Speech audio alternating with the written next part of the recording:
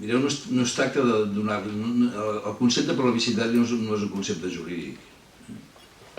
Pot tenir en altres circumstàncies i aplicat a altres qüestions, o algunes d'aquestes qüestions, però no en la present circumstància.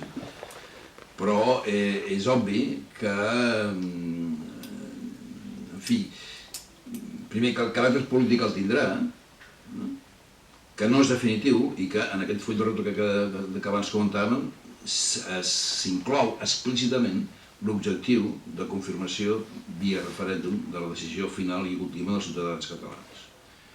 La qüestió de fons aquí és com sempre. Abans el Javier parlava d'estat plurinacional. Plurinacional vol dir subjecte polític. Som subjecte polític, sí o no? Aquesta és la qüestió.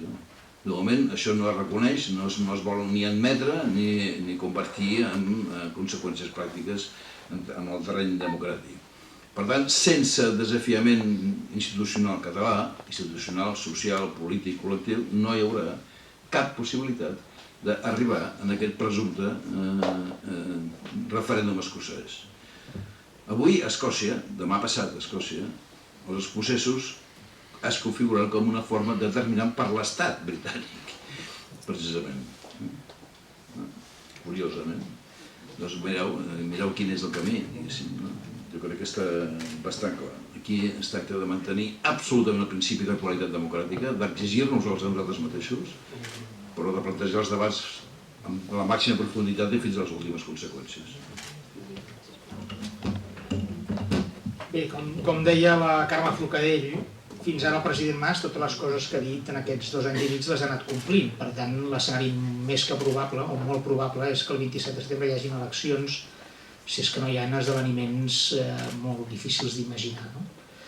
Jo penso que una de les claus de l'èxit del procés, o dels mèrits que el president Mas pot tenir en aquest procés, ha estat la previsibilitat i la transparència amb què des del principi va començar aquest camí difícil. Recordo que, per exemple, el 7 de novembre de 2012 va comparèixer en el principal think tank de Brussel·les, Friends of Europe, i va anunciar un camí del qual se n'ha fet molta burla. De fet, ja per Sant Jordi del 2012 el president Mas va dir: ens tracten molt malament des del punt de vista de finançament i competencial, farem un debat al juliol del 2012 sobre concert econòmic, on tu vas trencar la disciplina de vot del PSC i una iniciativa de votar pel concert, i amb una majoria de 2/3 el president Mas ja va dir per Sant Jordi: si el juliol surt clarament la proposta de concert econòmic, aniré al setembre a la Moncloa si em tanquen la porta a eleccions.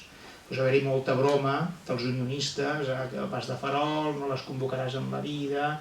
Va convocar eleccions i tot i la guerra bruta que va haver-hi de l'Estat en contra d'ell, doncs les va guanyar, i per tant el camí anunciat el 2012 a Brussel·les s'ha anat complint.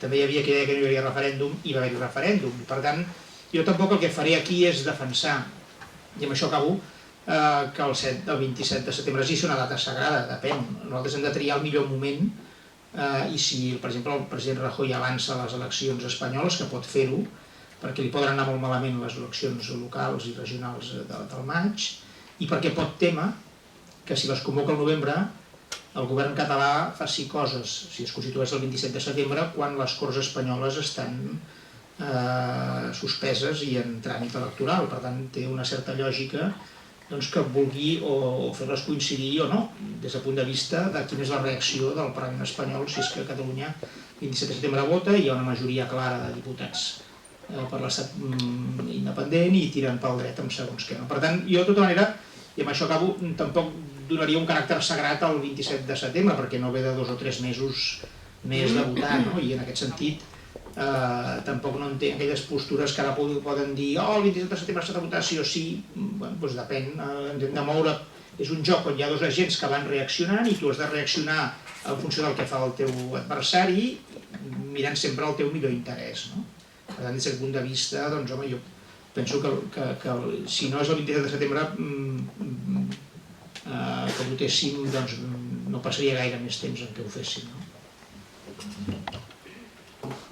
No sou l'únic partit en què les enquestes us donen un resultat terrible respecte al teu estat. No som els únics, per això. Ho sé, ho he dit. Però sí que m'agradaria saber si per a vosaltres que no es convoqués el 27 de setembre seria un respirar. A mi m'interessa més Catalunya que el meu partit, primer. I jo crec que el que... És difícil fer Sí, no, però quan interès, que és el que li interessa. I mira, jo fins i tot parlaré del meu partit, com estem en família. El PSC era